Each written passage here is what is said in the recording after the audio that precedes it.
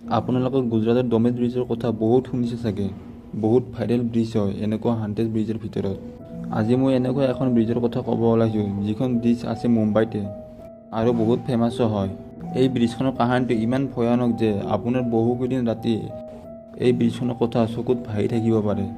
মই কৈ আছোঁ মুম্বাইৰ আকছা ব্ৰিজৰ কথা। এইখন ব্ৰিজৰ ডমেজ ব্ৰিজ জু ব্ৰিজৰ দৰে বহুত ভাইৰেল ব্ৰিজ হয় আৰু সদায় এই ব্ৰিজখনত বহু ভিৰ হৈ থাকে।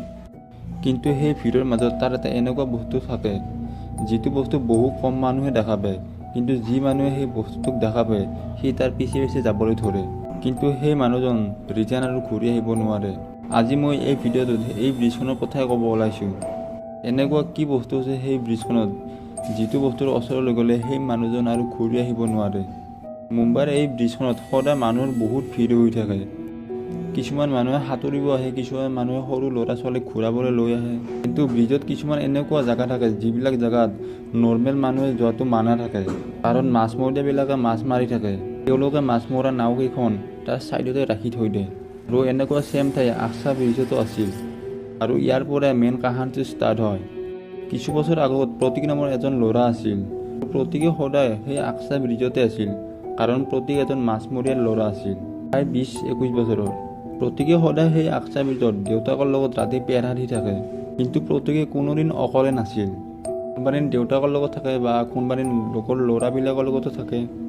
কিন্তু এদিন প্ৰতীকে কিয়বা সেই আকছা ব্ৰিজত অকলে পেৰা দিবলৈ গৈ আছিল, কাৰণ প্ৰতীকৰ লগৰ ল'ৰাবিলাক সেইদিনা অহা নাছিল আৰু পুৰা সাগৰৰ মাজত প্ৰতীকে অকলেহে আছিল, মানে অকলেহে পেৰা দি আছিল। তাৰপিছত প্ৰতীকে শুনা পালে যে বহুত দূৰৰ পৰা এজন ছোৱালীয়ে বহুত চিঞৰি চিঞৰি কান্দি আছে।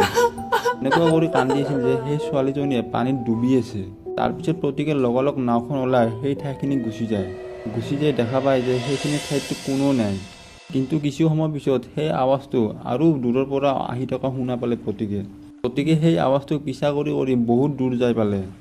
প্ৰতীকে যিমান সেই আৱাজটোক পিছা কৰে সেই আৱাজটো আৰু দূৰৰ পৰা আহিবলৈ ধৰে। প্ৰতীকৰ সেই সময়খিনিত বহুত ভয়ো অনুভৱ হৈ আছিল, কাৰণ প্ৰতীকে গম পায় যে মই এই আধা ৰাতি এজন ছোৱালীক পিছা কৰি আছোঁ, কিন্তু এই ছোৱালীটো আছে ক'ৰ পৰা এই আৱাজটো আহি আছে। প্ৰতীকে তেতিয়া ভাবিছিল যে মই ঘৰত যোৱাটোৱে ভাল হ'ব। প্ৰতীকে ঘৰৰ ফালে গুচি যায় সেই নাওখন লৈ, কিন্তু তেতিয়াও সেই আৱাজটো বন্ধ হোৱা নাছিল। প্ৰতীকে কিবা কৰি সেই নদীটোৰ পাৰ পায় আৰু ৰাতিপুৱা হোৱাৰ লগে লগে প্ৰতীকে মা দেউতাকক সকলোখিনি কথা ভালকৈ খুলি কয়। কিন্তু প্ৰতীকৰ মা দেউতাকে সেই কাহিনীটোৰ কথা আগৰ পৰাই গম পায়।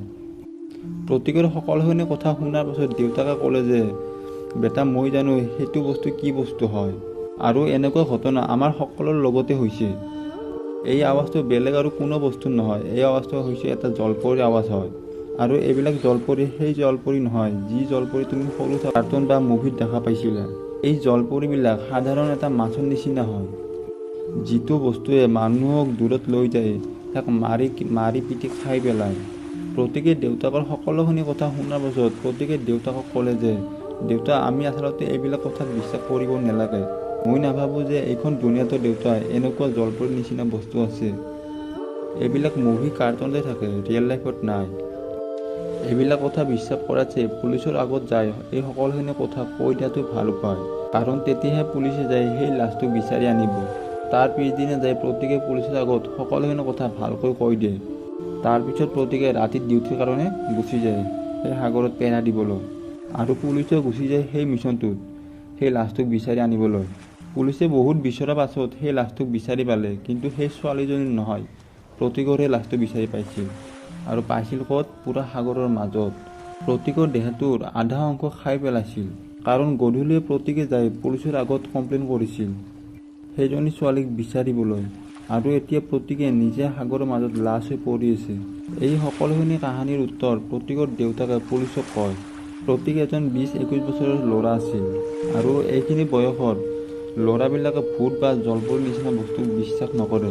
আৰু এইবিলাক জলপৰী এনেকুৱা বস্তু হয়, তেওঁলোকৰ দেহটোৰ আধা অংশ খোলা হৈ থাকে আৰু বাকী অংশ কাপোৰ পিন্ধি থাকে। আৰু জলপৰীবিলাক আচলতে এনেকৈ এটেক কৰে মানুহক, নিজৰ শৰীৰটো দেখায়। আৰু এনেকুৱা ছেম কাহিনী প্ৰতীকৰ লগতে হৈছিল চাগে, আৰু প্ৰতীকে সেই জলপৰীৰ চিকাৰ হৈ যায়।